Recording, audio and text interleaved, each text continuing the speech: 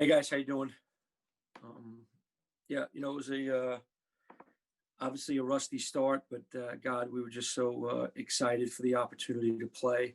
A lot has gone into it. A lot of people effort to allow us to play basketball games during this unprecedented times, and it was just really felt really good for all of us to get out there as a team and wearing the same jersey and playing the game that we love. So that's pretty much my opening statement. We're excited about it. We're looking forward to our next one here tomorrow night.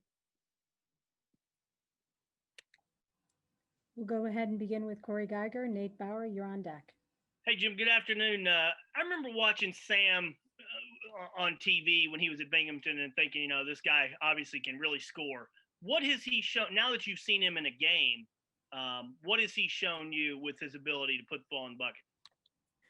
Yeah, well, it's not only just his ability to put the ball in the bucket. I mean, he creates offense for others as well. He's another one of these guards that, a tough Philly kid that can break defense down. And the way we play, I think it's vital because it's not always about, the guy scoring. It's about the guy leading to the basket, right? And he's another one of these guys as a guard that can really break defenders down. I thought he was key for us the other day just because he was one of the guys that got the ball to go in early. We were missing a lot of shots, and to see the ball go in, I think it kind of broke the ice for everybody. We got everybody relaxed, and then his ability to score to the rim, his ability to make threes, and his ability to make other guys better and get other guys shots is something that's really going to help us.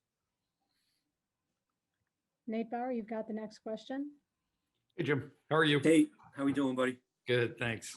Hey, defensively, where do you feel like you guys are in that process? Obviously, it's always a communication thing and concepts, and there seems to be a lot that goes into it. But at this point in the season, where do you feel like you guys are? Yeah, I think the defense is behind offense usually at this time of the year just because you're kind of blending guys together, communication skills. Obviously, we hadn't played another opponent in so long, right? So, we've been playing each other every day, and you kind of know everybody on your team now. We obviously know the plays that we run very well. So you might get a false sense of where you are defensively. And then you get out there and you play a game and you play a team like that. VMI is an exceptional cutting basketball team, cut very fast. They play that, the Princeton type of offense. Danny does a great job. And it was just a live speed, right? So in the first half, we were kind of a little undisciplined for ourselves, and we were kind of flying all over the place. We were a little loose. But then I thought in the second half, we kind of locked in and we looked more like ourselves. We became more disciplined, keeping guys in front of us. But, we're still a work in progress as we're just moving along every day, trying to get better. And hopefully we'll see us defend better for the 40 minutes Wednesday night than maybe we did the other night. We have no current questions on deck. Does anyone have a question for Coach Ferry? Corey, let's come back to you. Jim, when you get down big against any opponent, what's going through your mind at that point? What are you processing? I think it was 26-14. What are you processing at that point? Well, just having poise, right? Like just we know who we are, we know how we play, and I think at that point it was more about us getting back to doing what we do. Okay, so you gotta have poise out there. It wasn't a time to get real emotional. We got down 12. They had made some threes on us. We had to just kind of settle in and just get back to doing what we do, right? So the first thing we look at is, are we executing the things that we're supposed to execute? Are we doing it the right way? Are we playing hard enough before it comes down to like making drastic changes and subbing guys in and out? And I think once we kind of settled in and got adjusted to the game, the speed of the game, the flow of the game, just actually playing. So I think once we kind of settled in, we trusted who we were and we got back to doing what we do. And I knew for us, our offense is going to come off of our defense. And once we started getting stops and playing in transition a little bit, I thought we settled in. Nate Bauer, let's come back to you for a question. Hey, Jim, kind of bluntly, but a couple of weeks ago at Media Day, there were still some raw feelings, right? I mean, the guys shared that and talked about Pat and, that they were strong in their feelings, I guess. Has the act of getting into the rhythm of a season, do you feel like that has allowed the temperature to come down a little bit within the program? Yeah, I think it's healing, right? It's natural. I think it's time. Listen, there's still going to be trigger points. I think we're all human beings. There's going to be things, there's going to be emotions. But I think, yes, these guys getting to play the game that they love, right? The game that they've been playing since they've been little kids. I think it brings back, you don't want to use the word like normalcy, but for them, it's what they do. It's what they love. So I think that's helping a little bit, right? And I think with all of us, I know even myself, when I was in college, when I had to deal with things I didn't want to deal with adversity or a death in the family or something, the first place I'd go would be the gym, get shots up, because that was where I felt comfortable. So I think as we move along each day, I think it's, the guys are there for each other and working for each other. And obviously to do it in a game setting is something which was the next step. And I think it's helped a little bit.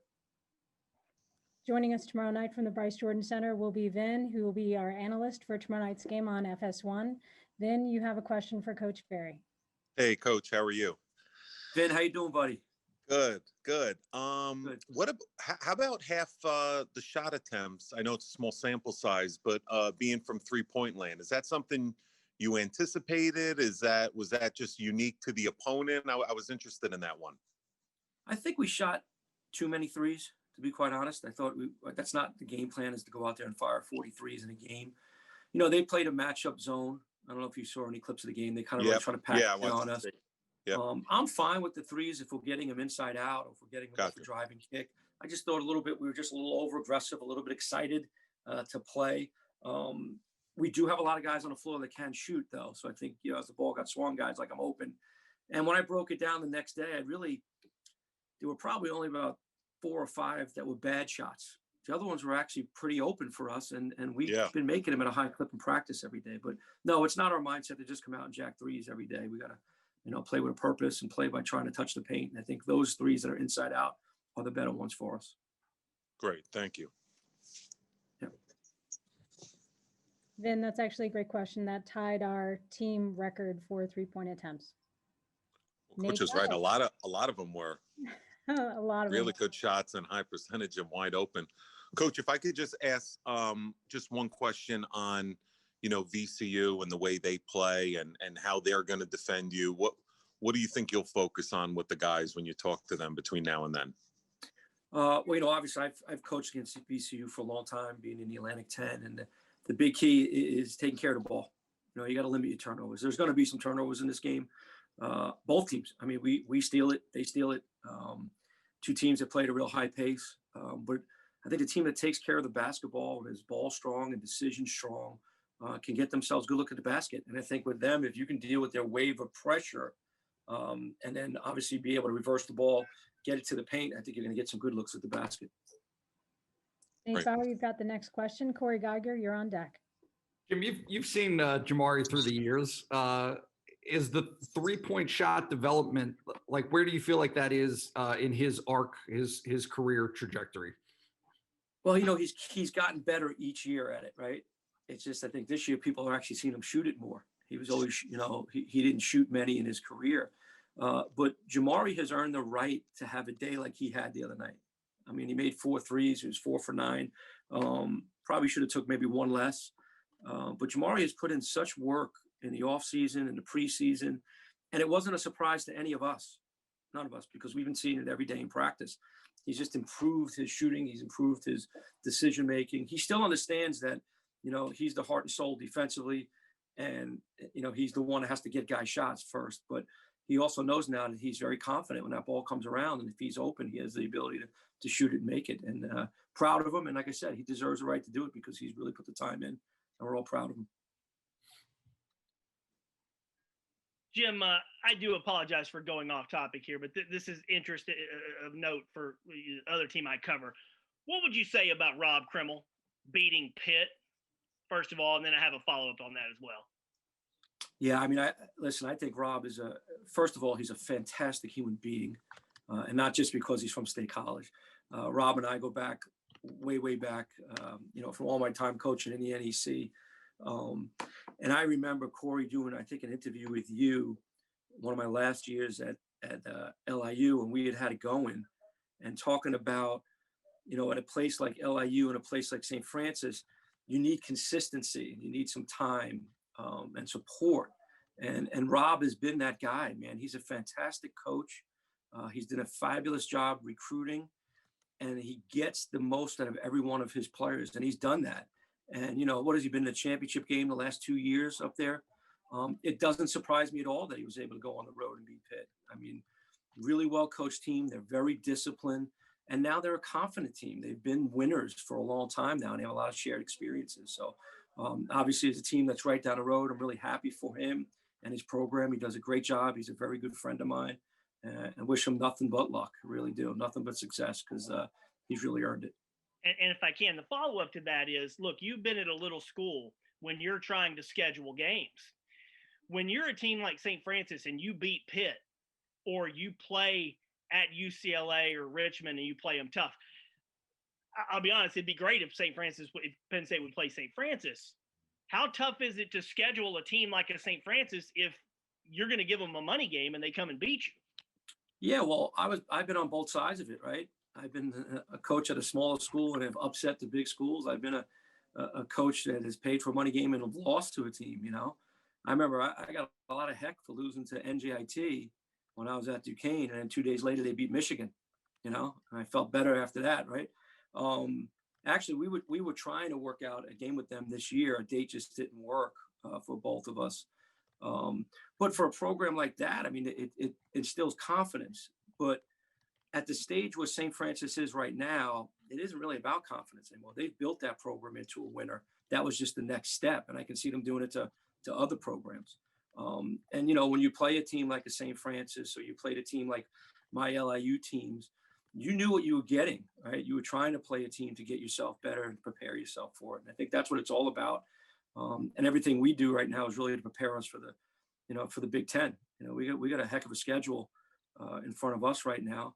And that's all it's going to do is prepare us for the Big Ten, which is really important. And that's the key, at that NEC level, whether you beat Pitt or not, has that game help you prepare for the league play, because that's the most important thing. Nate Bauer, will come to you for your next question. Hey, Jim, just a housekeeping note. When the Drexel game was announced, it was called postponed. Is there an opportunity to get that game back on the schedule? Yes, we're still working on it. We're still trying to work on a date that works for everything's so fluid right now. Coach Condon, he's on the phone all the time, trying to see if we can squeeze that game in there somewhere between, a conference game even, or later in the year, whenever we can get it, we're trying to get it. Because at this point, it's all about trying to play games for the guys, right? It's all about giving these guys opportunity to play the game of basketball. So yes, the short answer, we're still working on it with Drexel. We're going to go back to Vin real quick for the follow-up question. Coach, last one, I promise, and then I'll leave you alone so you can have lunch. There's been a lot of coach speak and a lot of analysts speak this first week in terms of the obvious conditioning being a factor with all these 14-day pauses and the limited practice time. I get all of that, but a layer deeper, I guess I'm just looking for a good X and O nugget. Is there something else you've noticed that's been unique in terms of coaching staffs and where you're at right now? How smaller is the playbook? Are there less pick and roll coverages? Are there less zone offenses that would normally be in? Or you think that's overanalyzed, that X and O aspect of it? I think it's all relevant to who you are, right? So we've been antigen testing every day. So we really haven't had a pause. We've been able to kind of move along and get some stuff in.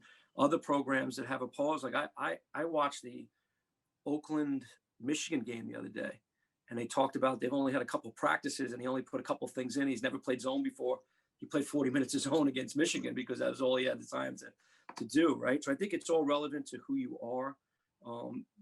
There's two things. I think with us, it's been trying to keep it fresh, trying to keep it new, right? Because the unknown is out there. Like, are we playing? Are we not playing? Games are getting canceled. Football games are getting canceled.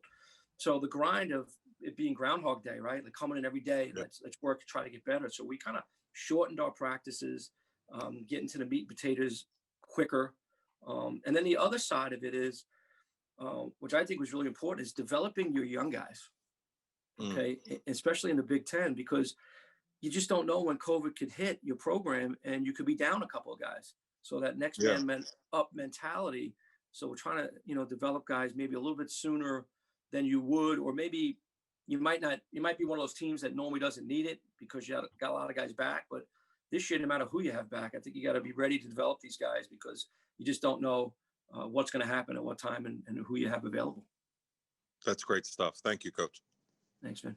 We've got no other questions on deck. We have space for 2 more quick ones to let Coach Ferry go to his meetings. Does anyone else have any follow-up questions for Coach Ferry? Nate, let's go back to you. Yeah, I mean, I'll just follow that. Or how do you feel about those guys, those 4 and their developments so Good. far? Good. They're doing a really good job. And I think I spoke about this on media day. Like, how tough is it to be a freshman right now? Right? Like, you come into college, you came on your visit, you saw what college was, you see a place like Penn State, the team's winning and it's excitement. And then, I had 2 daughters that went to school here, so I know what they love about Penn State. And then they get here and you can't do anything. You can't even socialize with other students. You're in your room. Like I said, it's like Groundhog Day. It's been so difficult for these kids. I feel bad for them as freshmen, all freshmen, not even ours, just all across the country, whether you're an athlete or you're not. It's just not the experience that you're expecting. And then you're trying to, get better, trying to get to know your teammates, but you still can't do things, right? Like we couldn't have our normal Thanksgiving dinner together because it was too many of us. So it's all these little things. So when you put that together, I think our guys are doing a great job. They really are. I mean, they come every day, they work really hard, they're picking things up, they're getting in the gym for extra time, they're getting in with us to watch film and stuff. So I think they're doing a great job. And again, I think as we move forward, we're going to have more experience for these guys and more situations that they're going to be put into. So hopefully that they will be ready.